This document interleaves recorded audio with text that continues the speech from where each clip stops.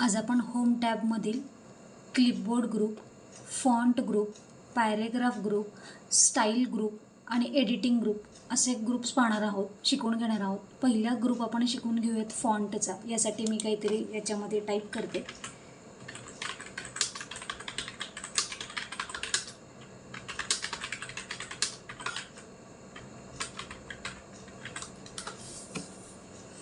ह्या शब्दाला आपण सिलेक्ट करून फॉन्टमधील सगळे ऑप्शन पाहून घेऊयात. समजा आपण काही ते टाईप केलं आणि त्या शब्दांना फॉन्ट साईज, कलर असे जर एडिटिंग करायचं असेल तर होम टॅबमधील फॉन्ट ग्रुपमधले ऑप्शन उपयोगी पडतात.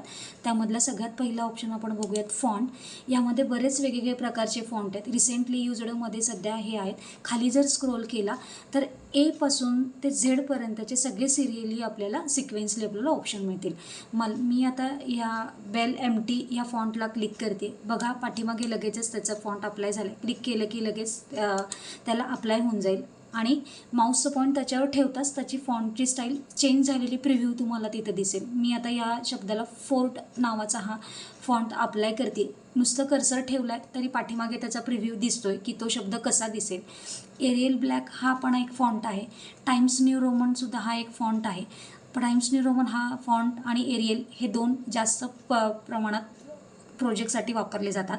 पण इतर ठिकाणी जर असे वेगवेगळ्या स्टाईलमधले जर लिपी ज्याला आपण म्हणतो तर ते आपण याच्यामध्ये अप्लाय करू शकतो. मी आता याला फोर्ट नावाचा फॉन्ट अप्लाय करते. ही झाली फॉन्ट. आता मला ह्या शब्दाची साईज वाढवायची आहे तर त्याच्याच पुढचं ऑप्शन आहे. पहा इथे लिहिलेलं आहे फॉन्ट साईज. याच्याने आपल्याला फॉन्टची साईज वेगवेगळ्या साईजेसमध्ये घेईल. मी आता 20 या कड्याला क्लिक करते.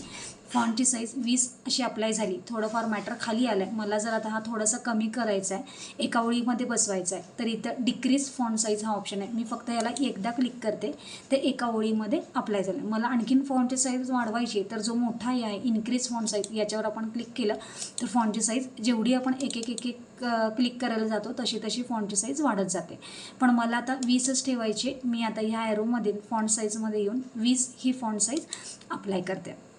त्याच्यानंतर चेंज केस हा ऑप्शन आहे. चेंज केस हा ऑप्शन याच्यासाठी दिलेला आहे याच्यामध्ये की आता मी सगळं स्मॉलमध्ये टाईप केलं आहे. चुकून तुम्ही पण जर स्मॉलमध्ये टाईप केलं तर त्याला डिलीट करायला जायचं नाही. सिलेक्ट करायचा, चेंज केसमध्ये यायचं. इथे बरेच वेगवेगळे प्रकारचे चेंज केस आहेत. अप्पर केसला मी क्लिक केलं आहे तर सगळं ॲटोमॅटिक कॅपिटलमध्ये कन्वर्ट होईल. डिलीट करून कॅप्सलॉक ऑन करा, परत टाईप करा, असं करायची गरज लागत नाही.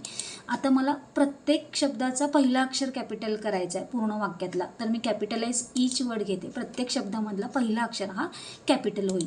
त्याच्यानंतर आहे लोअर केससुद्धा आपल्याला करता येईल. पूर्णपणे जर मॅटर स्मॉलमध्ये जर घ्यायचं असेल तर आपण लोअर केसही वापरू शकतो किंवा पूर्ण वाक्यातला फक्त पहिला अक्षर जर घ्यायचं असेल तरीसुद्धा आपल्याला केस वापरता येते, ती म्हणजे सेंटेन्स केस.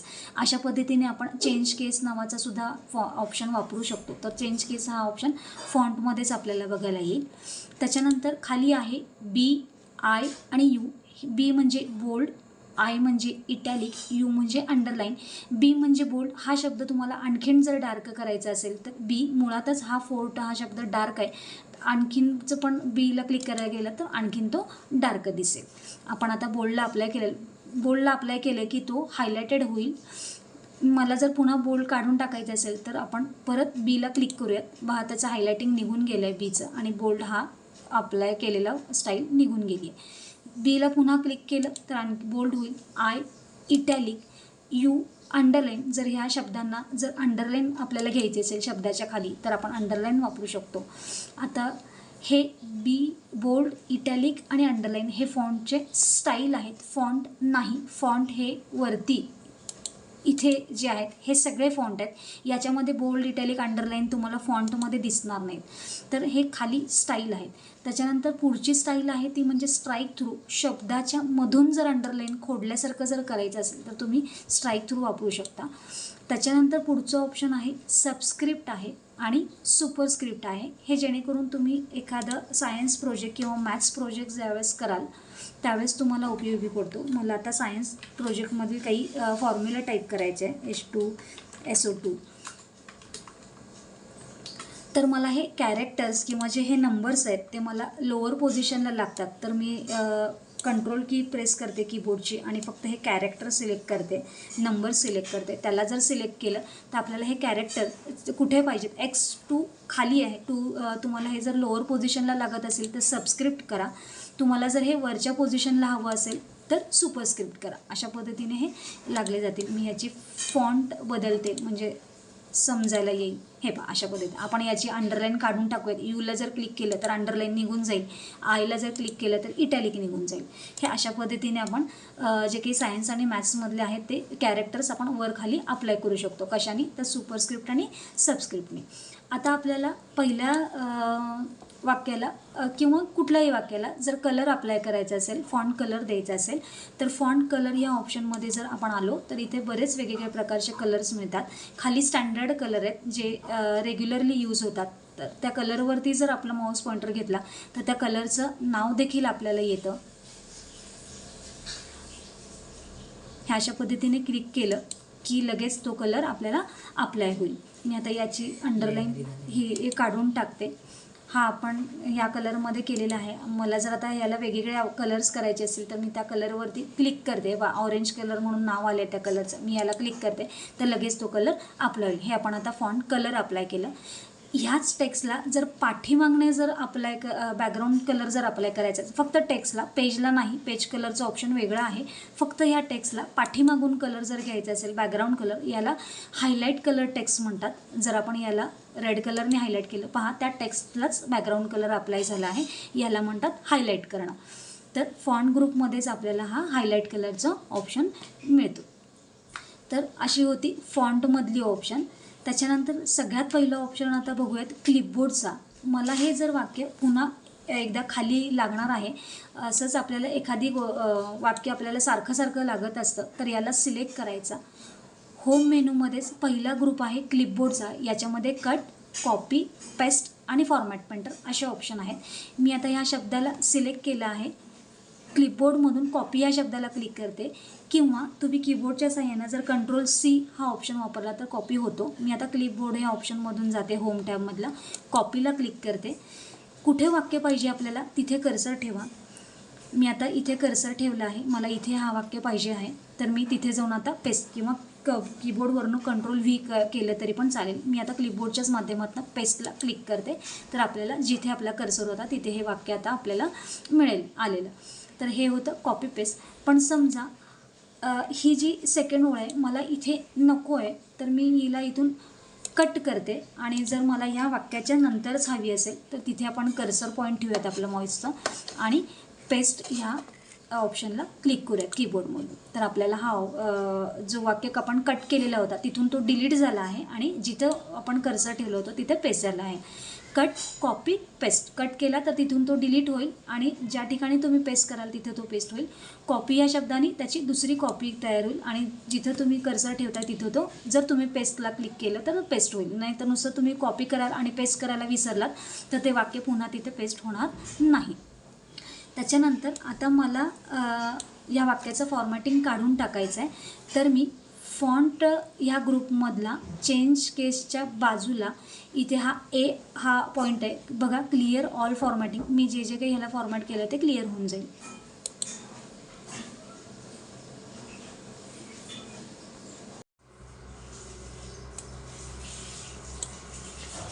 आपण आता पॅरेग्राफ ग्रुपमधील ऑप्शन पाहूयात. पॅरेग्राफ ग्रुपमध्ये पहिल्या खाली हे जे आहे हे सगळे अलाइनमेंटचा ग्रुप आहे. हा अलाइनमेंट आपल्याला लेफ्ट साईडला सध्या आहे त्या पोझिशनला आहे. जर तुम्हाला हे सेंटेन्स मध्यभागी घ्यायचे असेल तर सेंटरची अलाइनमेंट करू शकतो. पण ही अलाइनमेंट घ्यायची कुठून तर होम टॅबमध्ये पॅरेग्राफच्या ग्रुपमध्ये अलाइनमेंटचे ऑप्शन आहेत. सध्या लेफ्ट हँड आहे त्यामुळे मी लेफ्ट करत नाही. आपल्याला जर ही हेडिंग जर मध्यभागी हवी असेल तर पॅरेग्राफमध्ये सेंटर कंट्रोल-E असं त्याचं शॉर्टकट आहे. याला जर क्लिक केलं तर आपले वाक्य मध्यभागी येतील. त्याच्यानंतर त्याच्या पुढची अलाइनमेंट आहे राईटला जर एखादी वाक्य उजव्या साईडला जर घ्यायचं असेल तर राईट हँड साईडची अलाइनमेंट घेऊ शकतो. एखादी डेट वगैरे जर घ्यायची असेल तर आपण उजव्या साईडला घेऊ शकतो. पण आता हेडिंग आहे त्यामुळे आपण ते सेंटरला अप्लाय करून घेऊयात. त्याच्यानंतर पुढची जी अलाइनमेंट आहे ती जस्टिफाय आहे. जस्टिफायची अलाइनमेंट नेहमी पॅरेग्राफ जिथं असतील तिथे आपण जस्टिफायची अलाइनमेंट देऊ शकतो. पहा इथून सिक्वेन्स आपल्याला सगळा सेम दिसतो आहे, पण जर तुम्ही शेवटी जर पॅरेग्राफ बघाल तर शब्द असे पुढे मागे गेलेले आहेत. मग हे पुढे मागे जाऊ नये, दोन्हीकडनं अलाइनमेंट समान यावी शब्दांची, यासाठी पॅरेग्राफला अलाइनमेंट दिली जाते. पॅरेग्राफ टॅबमधूनच जस्टिफायची अलाइनमेंट दिली तर पहा पॅरेग्राफ दोन्हीकडून सिक्वेन्सनी आलेला आहे. असंच पूर्ण सगळ्या जर पॅरेग्राफला करायचं असेल तर सगळे पॅरेग्राफ सिलेक्ट करायचे, जेवढे आहेत तेवढे सिलेक्ट करा. पॅरेग्राफमध्ये जस्टिफायची अलाइनमेंट देऊ शकतो. नेहमी पॅरेग्राफ कधीही जस्टिफाय करून घ्यायचे वर्डमध्ये. त्याच्यानंतर त्याच्या पुढचं ऑप्शन आहे पॅरेग्राफमध्येच लाईन स्पेसिंगचा. लाईन स्पेसिंग जर आपल्याला दोन वाक्यांमधलं जर अंतर कमी जास्त करायचं असेल, मला आता हा पहिला पॅरेग्राफ आहे, ह्या पॅरेग्राफच्या लाईनी एकदम जवळजवळ आलेल्या आहेत, ते जरा मला जास्त करून घ्यायचे आहेत, तर मी लाईन स्पेसिंगमध्ये येऊन जेवढी गरज आहे त्या वाक्यांमध्ये घ्यायची. 1.15 हवं असेल किंवा 1.5 हवं असेल तर आपण क्लिक केलं की बा 2 लाईनीमध्ये 1.5चा गॅप झालेला आहे. पण मला ह्या ज्या पहिल्या 2 ओळी आहेत त्या लाईनमधला गॅप कमी करायचा, लाईन स्पेसिंग कमी करायची. त्यामुळे मी लाईन स्पेसिंगमध्ये येते आणि इथं शक्यतो सगळ्यात खालचं ऑप्शन आहे रिमूव्ह स्पेस करते. त्यामुळे बघा लाईन स्पेस दोन्ही लाईनमधला कमी झाला आहे. हेच पण मला वाढवायचं असेल तर मी पुन्हा लाईन स्पेसिंगमध्ये जाते. मला 2 लाईनचा गॅप ठेवायचा असेल 2 लाईनमध्ये तर मी 2 याला असं क्लिक करते. 2 म्हणजेच डबल. आता डबल लाईनचा गॅप आपण ठेवलेला आहे 2 लाईनमध्ये. परत कमी करायचं असेल तर सिलेक्ट करा आणि पुन्हा त्याच ऑप्शनमध्ये जाऊन इथं तुम्हाला सिंगल असं ठेवून घ्या. हे पहिलं आपण अलाइनमेंट, त्याच्यानंतर लाईन स्पेसिंग पाहिलं. आता इथे वरतीच पॅरेग्राफ टॅबमध्ये बुलेट्स आहेत आणि नंबरिंगचं ऑप्शन आहे. बुलेट्स कशासाठी वापरले जातील, जर मला ह्या पॅरेग्राफला बुलेट अप्लाय करायचं आहे तर मी बुलेटमध्ये येऊन चिन्ह जर घ्यायचं असेल अशा पद्धतीने तर आपण असं अप्लाय करू शकतो. असंच जर प्रत्येक पॅरेग्राफला जर करायचं असेल, जेवढे पॅरेग्राफ असेल सिलेक्ट करा, बुलेटमध्ये जावा, तर प्रत्येक पॅरेग्राफ जिथे जिथे पॅरेग्राफ एंड झाला आहे त्या पॅरेग्राफला, प्रत्येक लाईनला नाही झालं कारण का पॅरेग्राफ इथे एंड झाला आहे त्यामुळे प्रत्येक पॅरेग्राफच्या फर्स्ट लाईनला तो बुलेट आलेला आहे. हेच जर मला आता एखादी लिस्ट करायची आहे स्टुडंटची तर मला आता नंबरिंग घ्यायचं आहे, तर मग मी काय करते, पुढचं ऑप्शन आहे नंबरिंगचा. नंबरिंगमध्ये येऊन आपण इथे नंबरिंगचे फॉर्मॅट्स आहेत, कुठला घ्यायचा आहे. 1 नंतर डॉट आहे, 1 नंतर ब्रॅकेट आहे, रोमन आकडे आहेत, कॅपिटल ABCDमध्ये आकडे, स्मॉल आहे. आपल्याला नंबरिंगचा कुठला फॉर्मॅट हवा आहे त्या फॉर्मॅटला क्लिक करायचा, एक आकडा येतो. आता इथे जे काही टाईप करायचं असेल ते टाईप करून एंटर केलं की ॲटोमॅटिक आता आकडे वाढत जातील. एंटर करा आकडे येतील, एंटर करा आकडे येऊन जातील. आपल्याला जोपर्यंत टाईप करायचं एंटर करत राहिलं की आकडे ॲटोमॅटिक वाढत जातील. हे 10पर्यंत केलं, एंटर केली, 11वा येतो. आता हा जर आकडा नको आहे तर ह्याला बॅकस्पेस घ्या आणि काढून टाका. हे झालं आपण आकडे घेतलं याला. जर मला आता हे आकडे नको आहेत, आपल्याला यालाच बुलेट्समध्ये जर कन्वर्ट करायचं असेल, बुलेटेड लिस्ट घ्यायची असेल तर इथं तुम्ही बुलेटमध्ये येऊन याला बुलेट कुठलंही पाहिजे ते तुम्ही अप्लाय करू शकता. अशा पद्धतीने बुलेट्सला नंबरिंगला बुलेट्स जे काही हवं असेल ते तुम्ही अप्लाय करू शकता. आता काढूनच टाकायची असेल, नकोच आहे याला बुलेट, तर कुठल्याही ऑप्शनमध्ये जाऊन तुम्ही नन हा ऑप्शन ठेवू शकता. आता नन करून घेतलेलं आहे, समजा अशी तुमची लिस्ट टाईप झाली आहे पण मग याला तुम्हाला नंबरिंग अप्लाय करायचं असेल तर आताही करू शकता. सिलेक्ट करायचं, बुलेट्समध्ये या किंवा नंबरिंगमध्ये या, तुम्हाला हवी ती फॉर्मॅट तुम्ही त्याला अप्लाय करू शकता. पॅरेग्राफ जरी नंतर करायचं म्हटलं तरी अशा पद्धतीने पण करू शकता किंवा फर्स्ट टाईम पण तुम्ही घेऊ शकता. फॉर्मॅट जर करायचं असेल हेडिंगला तर सिलेक्ट करा, कालच्या पद्धतीने जरा छानसा असा फॉन्ट त्याला अप्लाय करून घ्या. बोल्ड करायचं असेल तर बोल्ड करून घ्या, याला कलर कॉम्बिनेशन करायचं असेल तर कलर कॉम्बिनेशन करून घ्या. अशा पद्धती फॉन्टची साईज वाढवायची असेल तर फॉन्टची साईज वाढवा. अशा पद्धतीने फॉर्मॅटिंग आपण करू शकतो. हा पहिला आपण पॅरेग्राफमधला अलाइनमेंट्स, लाईन स्पेसिंग, बुलेट्स आणि नंबरिंग. इथे थोडंसं येऊयात आपण. डिक्रीज इंडेंट आहे आणि इन्क्रीज इंडेंट आहे. मला काय करायचं आहे, आता हे जी लिस्ट लिहिली ही थोडीशी पुढच्या अंतरावरती घ्यायची, थोडं पुढं सरकवायचं याला. मग स्पेस दाबत बसायचं नाही, याला इन्क्रीज इंडेंट असं याला जर क्लिक केलं, पहा थोड्या स्पेसवरती अंतरावरती आपल्या हेडिंग्स पुढे जात आहेत. जेवढ्या अंतरावरती तुम्हाला घेऊन जायचं आहे तेवढंचं फक्त क्लिक करत राहायचं. पण मला आता थोडं बॅक घ्यायचं आहे, तर मी डिक्रीज इंडेंटला क्लिक करते. आपल्या ऑप्शन पाठीमागे येते. जसं आता पॅराग्राफ पण सिलेक्ट केलेला हा आपल्याला पुढे थोडंसं घेऊन जायचं असेल तर सिलेक्ट करा, इन्क्रीज इंडेंट करा. पॅरेग्राफ हे पहा तुम्हाला पुढं सरकलेलं दिसेल. मला नको आहे आता पुन्हा बॅकला हवा असेल तर आपण असं बॅकला घेऊन येऊ शकतो. इन्क्रीज इंडेंट केलं की हव्या तेवढ्या अंतरावरती आपल्याला घेऊन जाता येतो. त्याच्यानंतर आहे इथे स्टाईल फॉर्मॅट आहे. जर आपल्याला एखाद्या हेडिंगला, हीच आपली पहिली हेडिंग आहे, याला आता मला बोल्ड, इटॅलिक, अंडरलाईन, फॉन्टची साईज न वाढवता इथे रेडीमेड स्टाईल आहेत. याच्यामध्ये प्रत्येक स्टाईलमध्ये बोल्ड केलेलं आहे, याच्यामध्ये इटॅलिक केलेलं आहे. आता ह्याच्यामध्ये फॉन्टची साईज वाढलेली आहे. तर आपण अशा पद्धतीचे स्टाईल्स देऊ शकतो. मी आता टायटलची स्टाईल देते. बघा याच्यामध्ये मला काहीच करायची गरज लागली, ऑटोमॅटिक फॉन्टची साईज वाढली. फक्त मला जर सेंटरला घ्यायचं असेल तर मी त्याला सेंटरला घेते. बोल्ड करायचं असेल तर बोल्ड करून घेऊयात. अशा पद्धतीनं ही स्टाईल आपण वापरू शकतो. याच्यामध्ये बऱ्याच वेगवेगळ्या स्टाईल आहेत. तुम्ही जर याच्यामध्ये बघितलं लिस्टमध्ये असलेल्या लिस्टमध्ये जे स्टाईल आहे त्याला क्लिक केलं की ती स्टाईल लागून जाते. अशा पद्धतीने स्टाईलचा ऑप्शन आपण बघितला कुठला, होम टॅबमध्येच. आता सगळ्यात शेवटचा ऑप्शन आहे तो म्हणजे फाइंड आणि रिप्लेसचा.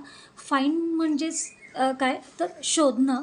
तुमचे आता बरेच पेजेस टाईप झालेत. समजा तुम्हाला आता काहीतरी शोधायचं आहे पण ते तुम्हाला सापडत नाही आहे, तर तुम्ही कीबोर्डवरून सुद्धा Ctrl+F करू शकता. बघा तिथे जर कर्सर नेलं तर तुम्हाला ऑप्शन आपण कुठल्या याच्यावरती क्लिक केलं त्याचं ऑप्शनचं नाव आणि लगेचच त्याची शॉर्टकट की असं दाखवत आहे. Ctrl+F जर केलं कीबोर्डवरनं तर एक सर्च बॉक्स आपल्याला मिळून जाईल.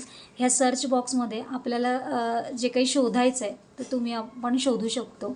मला आता सोलापूर हा शब्द त्याच्यामध्ये सापडत नाही आहे. मी जसं जसं लिहायला घेते तसं तो शोधून देतो आहे. पहा आपल्याला एक लाईन मिळाली. इथे जर तुम्ही पॅरेग्राफमध्ये बघितलं तर सोलापूर हा शब्द हायलायटेड झाला आहे. जिथे जिथे सोलापूर हा शब्द आला आहे तिथं तिथं त्यांनी हायलाईट करून, पण आता एकाच ठिकाणी तो शब्द आहे त्यामुळं एकाच ठिकाणी त्यांनी हायलाईट करून दिला आहे. त्याच्यानंतर रिप्लेस ह्या शब्दाच्या जागी जर दुसरा शब्द घालायचा असेल तर आपण शब्दांची बदल पण करू शकतो. कुठल्या तर रिप्लेस ऑप्शनने. मी आता रिप्लेसला क्लिक करते. तो विचारतोय फाइंड व्हॉट, काय फाइंड करू दे आणि कशाने रिप्लेस करू दे. मला आता हा सोलापूर हा शब्द नको आहे, मला महाराष्ट्र मी जिथे लिहिलं होतं तिथे इंडिया यायला हवा आहे.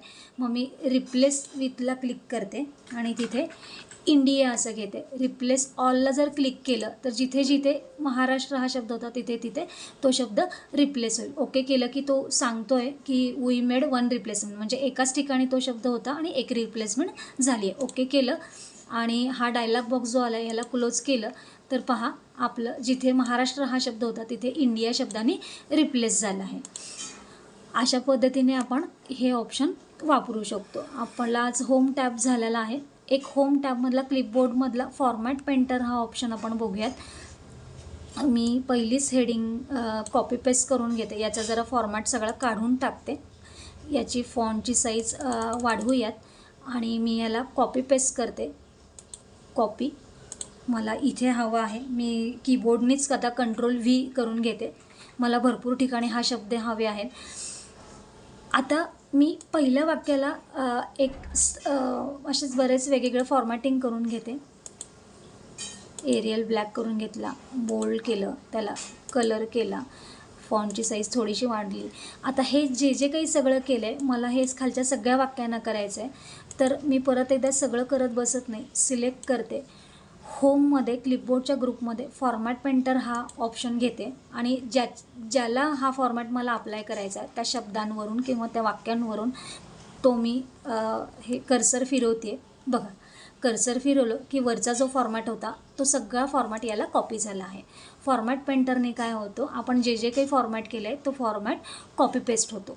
पण त्याचं करण्यासाठी तुम्ही ज्याचं कराल त्यासाठी कॉपी पेस्ट नाही करायचं, फॉर्मॅट पेंटरला क्लिक करायचं आहे आणि मग तुम्ही ज्या ओळीवरनं तो ब्रश फिरवाल त्या ओळीला त्याचा फॉर्मॅट आपण जे काही केलं ते लागू होईल.